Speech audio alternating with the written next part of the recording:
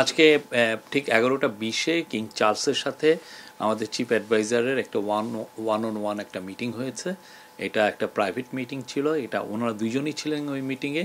এবং সেই মিটিংয়ে বাংলাদেশের যে যে যেই একটা বড় রকমের একটা যে ট্রানজিশন হচ্ছে সেগুলো নিয়ে কথা হয়েছে। আর আমাদের চিফ অ্যাডভাইজার কিং চার্লসকে জানিয়েছেন যে তারা কী কী রিফর্ম ইনিশিয়েটিভ নিয়েছেন, এই ইন্টারিম গভর্নমেন্ট কী কী রিফর্ম ইনিশিয়েটিভ নিয়েছে সেটা নিয়ে কথা হয়েছে। এবং কিং চার্লস যেহেতু প্রফেসর ইউনুসকে অনেক দিন থেকে চিনেন, তো সেই জন্য তাদের অনেক পুরনো অনেক ধরনের আলাপ হয়েছে। এটা 30 মিনিটসের মিটিং ছিল এবং খুবই সৌহার্দ্যপূর্ণ একটা মিটিং। এই মিটিংটা মানে আমরা বলবো যে এই পুরো ট্যুরের এটা ছিল সবচেয়েতে আমরা বলবো যে সবচেয়ে ইম্পর্টেন্ট ইভেন্ট। এবং আজকে এই মিটিংয়ে পরে উনি, এটা 11টা 50-এ মিটিংটা শেষ হয়ে যায়, উনি ফিরে এসছেন। উনি আবার বিকেলের দিকে আবার বাকিংহাম প্যালেসে যাবেন, তখন কিং চার্লস তাকে যে king Charles the third harmony অ্যাওয়ার্ডটা দিবেন। এই অ্যাওয়ার্ডটা একটা রেয়ার অনার ওনার জন্য। বাংলাদেশের কনটেক্সটে এই সময়ে এইটা একটা বড় স্বীকৃতি, বাংলাদেশের মানুষ পুরো বাংলাদেশের জন্য এটা একটা বড় অনার। তো উনি যে ওনাকে এই অ্যাওয়ার্ডটা দেওয়া হচ্ছে যে ওনার লাইফ লং যে উনি যেই কাজগুলো করেছেন, যেমন ধরেন মাইক্রো ক্রেডিট পায়োনিয়ারিং করা, এবং মাইক্রো ক্রেডিট যে পুরো বিশ্বে একটা বড় রকমের একটা টুল এই ইয়েকে অ্যাড্রেস করার জন্য, পোভার্টিকে কমব্যাট করার জন্য, সেটা একটা ওনার। তারপর উনি সোশ্যাল বিজনেস নিয়ে কাজ করেছেন, সোশ্যাল বিজনেস কীভাবে পুরো বিশ্বে দরিদ্রতা কমাতে পারে। পুরো বিশ্বে অনেক অনেক ইস্যু আছে যেগুলো সত্যিকার অর্থে একটা কোম্পানি বা যেগুলো প্রাইভেট এবং প্রফিট ওরিয়েন্টেড কোম্পানি অনেক কাজ করতে পারে না, সেখানে সোশ্যাল বিজনেস ওই কাজগুলো করতে পারে। সেইখানে ওনার এই সোশ্যাল বিজনেসের কনসেপ্ট প্লাস হচ্ছে উনি 3.0 নিয়ে কাজ করেছেন। তো কিং চার্লস এই ওনার যে পুরো যে লাইফ লং যে ডেডিকেশন মানুষের জন্য, মানুষের মঙ্গলার্থে যে কাজগুলো উনি করেছেন, তারই স্বীকৃতি হবে king Charles the third harmony award.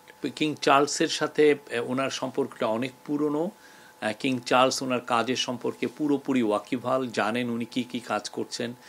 King Charles আপনি জানেন খুবই দরিদ্র বান্ধব একজন কিং, এবং উনি এনভায়রনমেন্ট নিয়ে ওনার অনেক ভালো ভালো কাজ আছে।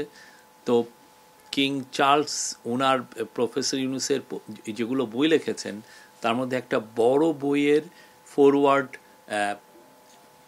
লিখে দিয়েছিলেন কিং চার্লস, এবং এটা খুবই গ্লোবাল ব্লকবাস্টার ছিল বইটা। আজকে 1-to-1 মিটিংয়ের পরেই আজকে খুব আর একটা অভূতপূর্ব ঘটনা হয়েছে যে কিং চার্লস এবং তার কুইন ক্যামিলা তাদের স্বাক্ষরিত এবং তাদের ছবি সম্বলিত একটা গিফট ওনাকে দিয়েছেন। সেটা মানে ওনার জন্য খুবই সম্মানের ছিল। এটা সত্যিকার অর্থে যে তাদের মধ্যে যে যে সম্পর্ক, এই যে যে একটা পুরনো যে একটা সম্পর্ক, তারা দুজনকে যে চিনেন এবং দুজনের যে পারস্পরিক যে রেসপেক্টের যে জায়গা, সেই জায়গার থেকে এটা একটা খুবই আমরা বলবো যে ওনার প্রতি একটা ওনার একটা অনার দেখিয়েছেন।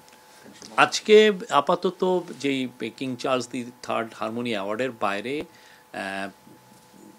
ব্রিটিশ পার্লামেন্টের যে স্পিকার, কমন্স সভার যে স্পিকার, তার সাথে একটা মিটিং আছে, সেটা ওয়েস্টমিনিস্টার মানে যেখানে ব্রিটিশ পার্লামেন্ট, সেখানে এটা মিটিংটা হবে। ওইখানে অনেকেই থাকবেন, তার সাথে ন্যাশনাল সিকিউরিটি অ্যাডভাইজার থাকবেন, স্পেশাল এনভয় থাকবেন, আমাদের হাই কমিশনার থাকবেন। তো ওই মিটিংটা খুবই ইম্পর্টেন্ট। ওইখানে মানে জাস্ট আমরা যে রিফর্মগুলো করছি, অনেকগুলোই তো আমরা পার্লামেন্টারি ফর্মেই থাকছি, তা পার্লামেন্টারি ফর্মে যে রিফর্মগুলো নিয়ে এগুলো নিয়ে আলাপ হবে। আর একটা হচ্ছে যে আমরা গত 3 দিনে 10, 11, 12 এই আজকে সহ এই 3 দিনে কিন্তু ওনার সাথে যারা সফর সঙ্গী এসেছেন, national security adviser doctor Khalilur Rahman, special envoy Lutfey Siddiqui, তারপরে আছেন হচ্ছে অ্যান্টি করাপশন কমিশনের চেয়ারম্যান আব্দুল মোমেন, আর বাংলাদেশ ব্যাংকের গভর্নর আহসান এইচ মনসুর, এনারা 4 জন কিন্তু ইন্টেন্সিভলি মিটিং করেছেন গত 4 দিনে। তাদের মধ্যে মিটিং যেমন ছিল, এনসিএর সাথে একটা মিটিং ছিল গতকাল, খুবই আমি বলবো যে ফলপ্রসূ একটা মিটিং। আপনি দেখেন এনসিএ কিন্তু গতকালই জানিয়েছে যে তারা এই যে সাইফুজ্জামান চৌধুরী জাবেদের যে একটা প্রপার্টি আছে 11 মিলিয়ন পাউন্ডের, সেটা গিয়ে তারা ফ্রিজ করে দিয়েছে, জব্দ করেছে। তো এইরকম তো মানে অনেকগুলো কাজ হচ্ছে, অনেকগুলো মিটিং হচ্ছে। তারপরে লুৎফি সিদ্দিকীর সাথে কয়েকজন মিনিস্টারের মিটিং হয়েছে, ন্যাশনাল সিকিউরিটি অ্যাডভাইজারের সাথে অনেকগুলো মিটিং হয়েছে। তো আমরা আশা করি যে এগুলোর মিটিংয়ের অনেকটার এটার সাকসেস ফ্রুটগুলো আমরা খুব দ্রুতই পাবো। ব্রিটেন আমাদের খুব অনেক পুরনো বন্ধু, ব্রিটেনের সাথে আমাদের একটা ফ্যান্টাস্টিক সম্পর্ক আছে, সেটারই আসলে মানে আমরা রিফ্লেকশন দেখতে পাচ্ছি গত কয়েকদিনে এই মিটিংগুলোতে। আর এই মিটিংগুলোর বড় একটা ফোকাস হচ্ছে যে অ্যাসেট রিকভারি।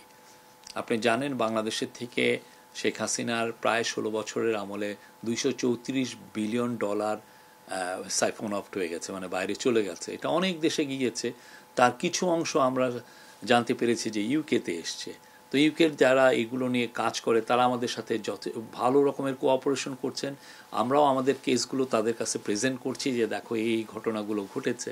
তো তারা আপনারা দেখেন সেটারই ফল আপনারা অলরেডি দেখছেন। গতকালও একটা নিউজ হয়েছে, এর আগেও কয়েকটা নিউজ হয়েছে। তো ইউকের এই অ্যাসেট রিকভারি আমাদের জন্য খুবই একটা ইম্পর্টেন্ট কাজ। এটা বাংলাদেশের মানুষের টাকা, বাংলাদেশের মানুষকে কিভাবে গরিব বানিয়ে কিছু কিছু লোক কত বড় বড় জায়গায় কি সুবিশাল প্রাসাদ কিনেছেন। আপনি জানেন কানাডায় বেগমপাড়া হয়েছে, আমরা সাসপেক্ট করছি আরও অনেকগুলো দেশে গিয়েছে। তারই আলোকে এগুলো নিয়ে আমরা অ্যাসেট রিকভারি আমাদের একটা বড় কাজ, আমরা এই কাজগুলো করছি যাতে এই টাকাগুলো ফিরিয়ে এনে বাংলাদেশের দরিদ্র মানুষের কাজে লাগানো যায়। এটা খুবই ইম্পর্টেন্ট একটা মিটিং বাংলাদেশের জন্য, বাংলাদেশের সামনের পলিটিক্যাল বাস্তবতার জন্য। পলিটিক্যাল যে আমরা আগামীতে দেখছেন যে ইলেকশনের একটা ডেট দেওয়া হয়েছে এপ্রিলে, তো এই ডেমোক্রেটিক ট্রানজিশনের জন্য এই মিটিংটা খুবই ইম্পর্টেন্ট। এই মিটিংয়ে আমরা আশা করছি যে তারা মানে আমরা এখানে আসলে কি এজেন্ডা এটা না, তারা যে মিটিং করছেন এবং তারা সব কিছুই আলাপ করবেন। কেননা একজন হচ্ছেন বাংলাদেশের এখন ইন্টারিম গভর্নমেন্টের প্রধান, আর একজন হচ্ছেন বাংলাদেশের লার্জেস্ট পলিটিক্যাল পার্টির প্রধান। তো তারা দুইজনের মধ্যে আলোচনা হবে এবং তারা অনেকগুলো সব কিছু নিয়ে আলোচনা করবেন এটা। এবং এটার প্রস্তুতি হিসেবে আজকে বিএনপির তরফ থেকে একজন অফিসিয়ালও এসেছিলেন, আমাদের সাথে উনি কথাও হয়েছে তাদের সাথে। তো কালকে আমরা আশা করছি যে 9টার মধ্যেই ওনারা আসবেন, আসার পরে একটা 1-to-1 মিটিং হবে। এই ক্ষেত্রে যদি ওনারা মনে করেন যে আরও অন্যান্য কেউ থাকবে, সেটা এই দুজন লিডারই এটা ডিসাইড করবেন।